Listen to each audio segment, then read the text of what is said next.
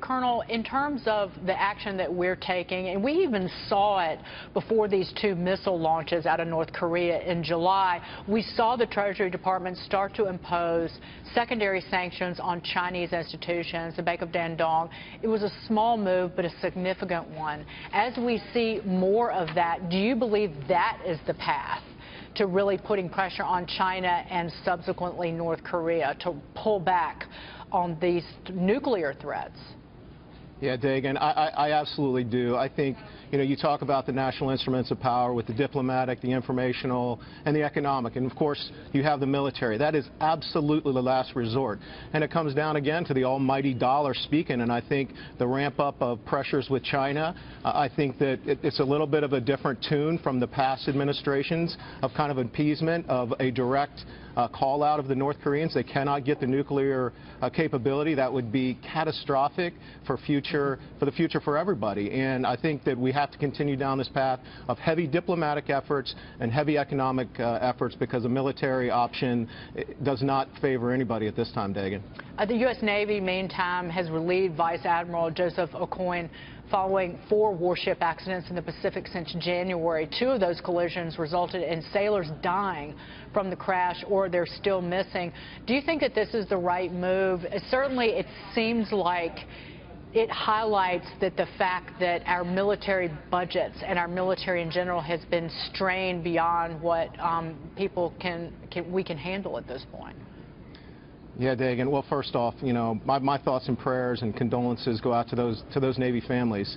They sent their loved ones out to serve the country.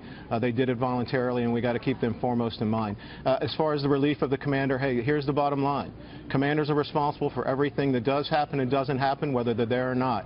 And in this case, I think there was probably a pretty good discussion about this case. You look at what's happened, and there's probably the right thing to do is some change. As far as the cuts, yeah, I mean, we've talked about it.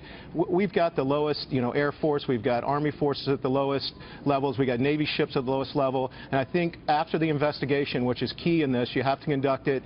People are coming out, jumping to one side, was it cyber or whatever? We have to do a full investigation, but I think what you're going to find out is there was probably some training deficiencies involved here and some command oversight in some respect. And the Navy is now smaller than at any point in our modern history, with more ship retirements ahead. And again, that translates, according, Wall Street Journal was writing about this yesterday, into longer and more frequent deployments. But I wanted to move on to Afghanistan. You were a commander there. Yeah. President Trump's plan to deploy additional troops to Afghanistan, it could happen within days. About 3,900 more troops could be sent over to fight the extremist threat there. Do you think immediate action is required here? Your take on this strategy? Again, it was Mattis, McMaster, it was Tillerson, it was Chairman of the Joint Chiefs of Staff Dunford. The president listened to his military commanders. Yeah, Dagan, I think that is absolutely the key point, because from candidate Trump to President Trump, there's definitely been a change of thought on this. And what it kind of shows me is he's listening, exactly to your point, to his best military advice. And what's really important to highlight, and you did it, is General Mattis and even General Kelly in some respect, General McMaster. These are high-quality, seasoned commanders who have been on the ground and understand the situation. Now, I have been to Afghanistan. I've commanded there. I've been there on numerous tours. And I would tell you, it is the most complex environment, not only from a terrain aspect, a decentralized aspect, but also from the tribal aspect. I mean, for thousands of years, nations have went in trying to build them up and do those type of things, and they've run into problems. It's a decentralized type of deal, and the key, and President Trump hit this, and we saw it in Iraq, is the Afghanis have to want it more than us. And that's the challenge, though, because of the tribal areas out in the tribes out, in the hinterlands, if you will. They're just looking to provide for their families. And the strong man who can help them with economic success or get their foods to market is usually who's going to win. So an extremely challenging situation, but I'm sure a lot of analysis went into it, and we'll have to wait and see. But support the best military advice in this situation. Colonel, this is Mercedes Schlapp. The president mentioned in his Afghanistan speech on the fact that we're not in the business of nation building, but killing terrorists. Is that the right message? Yeah, I think a couple of well, good morning, Mercedes. A couple of other things there.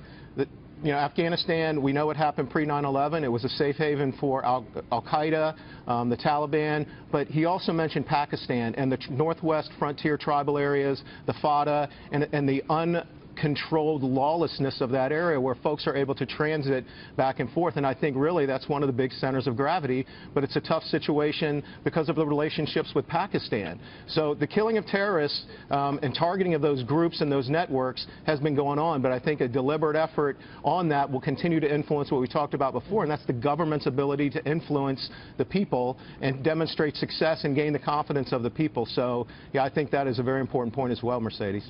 Colonel, it was great to see you. Thank you for weighing in on all those topics. Colonel Jay Voorhees, take care. We'll see you soon.